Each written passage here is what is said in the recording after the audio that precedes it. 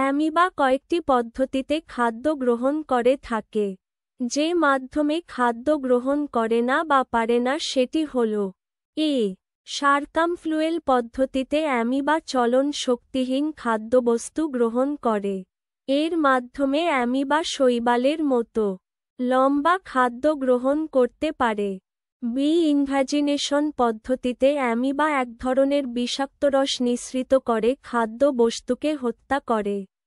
C pinocytosis পদ্ধতিতে অগ্রসরমান ঘনপথকে খাদ্যকণার উপর চাপিয়ে ধরে।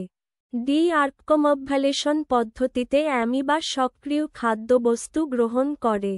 এই পদ্ধতিতে ফুড কাপের সৃষ্টি হয়। সঠিক উত্তর পিনোসাইটোসিস পদ্ধতিতে অগ্রসরমান ঘনপথকে খাদ্যকণার উপর চাপিয়ে ধরে।